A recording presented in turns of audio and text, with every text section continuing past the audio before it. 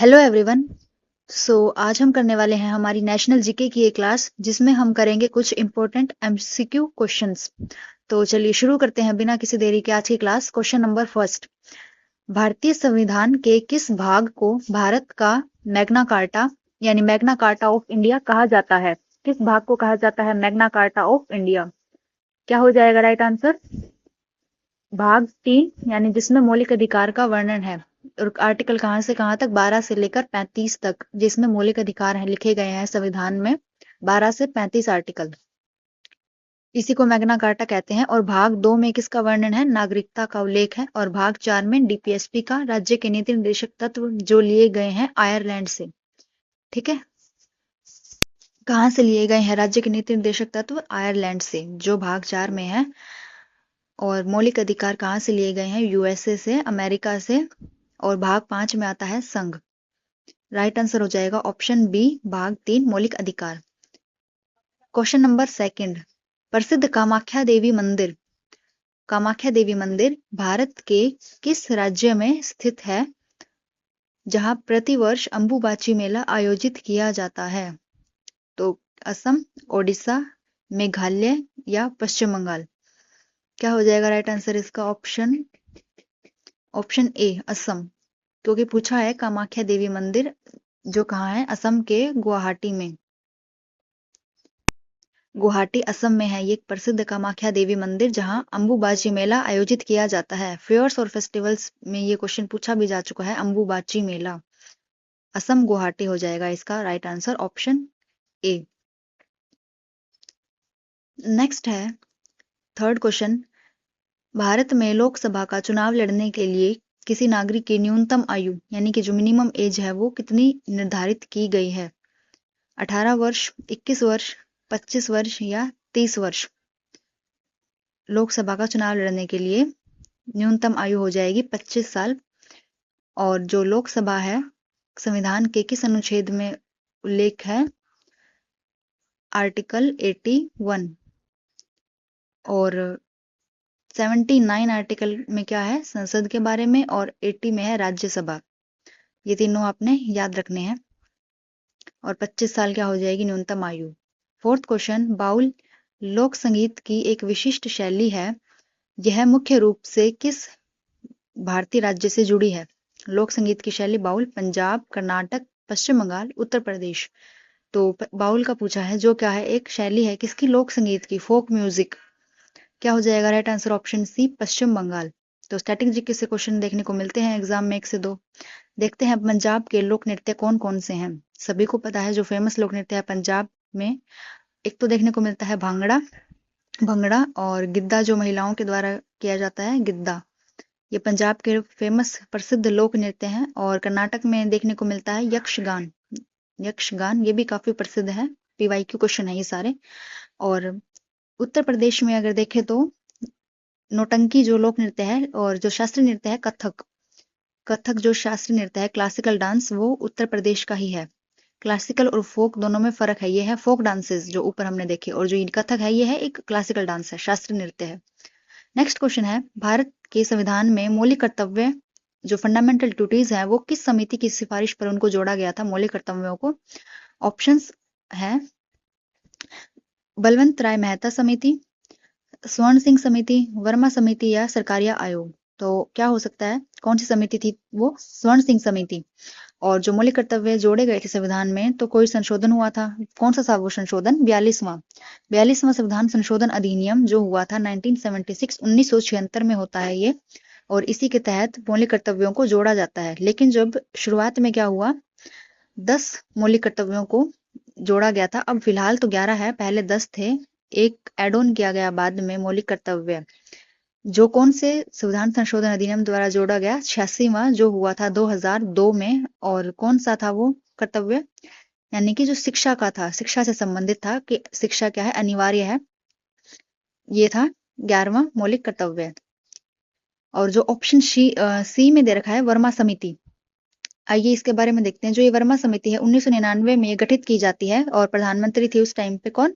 इंदिरा गांधी के काल की ये बात है। 1999 ये वर्मा समिति बनती है। ये भी मौलिक कर्तव्यों से ही संबंधित थी ये समिति।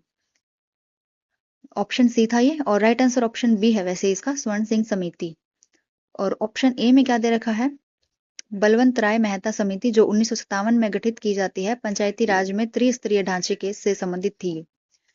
सिक्स्थ क्वेश्चन है, NITI Aayog national institution for transforming India के पदेन अध्यक्ष यानी कि जो एक्स ऑफिशियो चेयरमैन कौन होते हैं, ये बताना है। नीति आयोग के भारत के राष्ट्रपति, भारत के प्रधानमंत्री, केंद्रीय वित्त मंत्री या लोकसभा अध्यक्ष। तो कौन होंगे इसके अध्यक्ष? प्राइम मिनिस्टर होते हैं, भारत के प्रधानमंत्री ही होते हैं।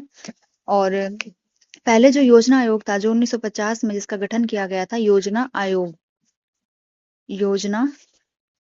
आयोग जो 1950 में बनाया गया था, पंचवर्षीय योजनाओं का आधार उनके विकास के लिए।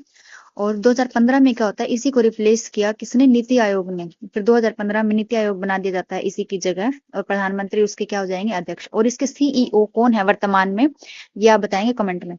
7वां क्वेश्चन है, भारत की मुख्य भूमि का सबसे दक्षिणी बिंदु यानी कि साउदर्न मोस्ट पॉइंट बताना है आपने, कौन सा है? इंदिरा कोल, कैप कोमोरिन, इंदिरा पॉइंट या कीबीथू, ये बताना है। साउदर्न मोस्ट पॉइंट बताना है साउथ का। तो कैप कोमोरिन हो जाएगा, कन्याकुमारी को देख के आपने ये गेस किया होगा, कन्याकुमारी तमिलनाडु में। इंदिरा कोल क्या है? नॉर्थ पॉइंट है, बिल्कुल उत्तरी बिंदु है जो जम्मू कश्मीर में है। कैप कोमोरिन राइट आंसर हो जाएगा। और जो ऑप्शन डी में क्या दे रखा है, कीबीथू, ये कौन सा पॉइंट है? ये पूर्वी बिंदु है भारत का, ईस्टर्न पॉइंट है, जो स्थित है भारत के राज्य अरुणाचल प्रदेश में। कहा? अरुणाचल प्रदेश में, जहां सबसे पहले सूर्योदय होता है। हमारा पूर्वी जो राज्य है अरुणाचल प्रदेश, पूर्वी बिंदु हो गया ये। और जो वेस्ट का है यानी पश्चिमी बिंदु है, वो है गुजरात में स्थित है। गुजरात में कहा? गुजरात के सर क्रीक, ये है हमारा पश्चिमी बिंदु भारत का। तो north east, west, north, south, ये सारे पॉइंट्स याद रखना। अब जैसे देखो, ये भारत हो गया, और ये नॉर्थ टू साउथ की जो डिस्टेंस है, उत्तर से लेकर दक्षिण तक, ये है 3214 किलोमीटर, 3214 किलोमीटर की ये डिस्टेंस है। और ईस्ट वेस्ट की बात करें तो ये हो जाएगी 2933 किलोमीटर। ये दोनों डिस्टेंस आपने याद रखनी है, इंपॉर्टेंट है। आगे देखो 8th क्वेश्चन, जोग जलप्रपात, जोग फॉल्स, जिसे महात्मा गांधी जलप्रपात कहते हैं, वो कौन सी नदी पर स्थित है, ये बताना है। नर्मदा नदी, ये थोड़ा टाइपिंग एरर है यहाँ, श्रावती नदी करो आप, श्रावती नदी, नर्मदा नदी, और यही राइट आंसर हो जाएगा, श्रावती नदी, जहां जोग जलप्रपात भी है, कावेरी नदी और गोदावरी नदी।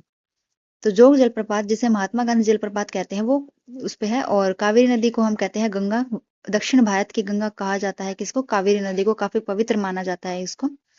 और यहाँ श्रावती नदी जो था वही राइट आंसर हो जाएगा क्वेश्चन 8 के लिए। जोग जलप्रपात जिसे महात्मा गांधी जलप्रपात कहते हैं, वो श्रावती नदी पर स्थित है, ये याद रखना। और जो नर्मदा नदी है, वो कौन से नगर के आसपास से बहती है? जैसे जबलपुर मध्य प्रदेश है। कई बार ये भी पूछा जाता है कि नदियां निम्न में से किस नगर के पास से बहती है? जबलपुर मध्य प्रदेश, और अमरकंटक से ये नर्मदा नदी निकलती है, ये भी आपने याद रखना है, अमरकंटक। आगे देखते हैं, हमारा जो नेक्स्ट क्वेश्चन है, क्षेत्रफल की दृष्टि से भारत का सबसे बड़ा और सबसे छोटा राज्य बताना है। इजी क्वेश्चन है ये, वैसे बता सकते हो, राजस्थान और गोवा। राजस्थान सबसे बड़ा है, गोवा सबसे छोटा है। ये थी क्षेत्रफल के एरिया के हिसाब से, बट अगर जनसंख्या के पॉपुलेशन के हिसाब से देखें तो सबसे बड़ा राज्य कौन सा हो जाएगा पॉपुलेशन में? उत्तर प्रदेश। और सबसे छोटा हो जाएगा सिक्किम। ये जनसंख्या के हिसाब से और वो क्षेत्रफल के हिसाब से, दोनों बातें याद रखना। सिक्किम सबसे कम जनसंख्या के हिसाब से। और बात करें कर्क रेखा की, ट्रॉपिक ऑफ कैंसर, जो भारत के बीचों बीच से गुजरती है, 8 राज्यों से गुजरती है कर्क रेखा। और इसी कर्क रेखा को एक नदी है जो क्या करती है, 2 बार काटती है, माही नदी। उसका नाम है क्या? माही नदी। आगे देखो 10th क्वेश्चन, मानव शरीर की सबसे बड़ी ग्रंथि, लार्जेस्ट ग्लैंड कौन सी है जो पित्त रस का स्राव करती है, यानी बाइल जूस का स्राव करती है? बता सकते हो आप, क्योंकि लार्जेस्ट ग्लैंड आपको पता होगा, पेनक्रियाज, लीवर, थायराइड और पिट्यूटरी यानी पीयूष ग्रंथि। तो लीवर लार्जेस्ट ग्लैंड है, सभी को पता है। देखते हैं bile juice. Bile juice liver बनाता है, लेकिन वो स्टोर कहाँ होता है? वो गोल ब्लैडर, गैल ब्लैडर आप बोल सकते हो, वहां पे क्या होता है, ये पित्त की थैली जिसको हिंदी में कहते हैं, वहां पे ये जो बाइल जूस है वो स्टोर रहता है गैल ब्लैडर में। और लीवर क्या हो जाएगा इसका राइट आंसर? Option B. और पेनक्रियाज एक हार्मोन सेक्रेशन करता है, क्या नाम है उसका? पता होगा आप सभी को, इंसुलिन। इंसुलिन हार्मोन का स्राव कौन करता है? पेनक्रियाज, जो एक एंडोक्राइन और एक्सोक्राइन ग्लैंड दोनों है पेनक्रियाज, जो हार्मोन भी बनाता है और एंजाइम्स भी बनाता है। तो इंसुलिन हार्मोन बनाता है। और ये कौन सी सेल्स के द्वारा बनाया जाता है। अल्फा बीटा ऐसे जो पेनक्रियाज में सेल्स होती है, तो उनमें भी जो बीटा सेल्स है उनके द्वारा फॉर्मेशन होती है। बीटा सेल्स भी आप ध्यान रखेंगे, एग्जाम में पूछा गया है ये क्वेश्चन, पहले पीवाईक्यू क्वेश्चन है ये। बात करें थायराइड की, तो थायराइड ग्लैंड से ये सेक्रेशन होता है और इसकी कमी से क्या होता है, एक गोइट्रा रोग हो जाता है। थायराइड यानी गोइट्रा घेंगा, आयोडीन की कमी से होता है वो। और पीयूष ग्रंथि जो पिट्यूटरी ग्लैंड है वो हमारी ह्यूमन बॉडी में कहाँ स्थित होती है, ये सभी आप बताएंगे कमेंट बॉक्स में। ये थी हमारी आज की क्लास।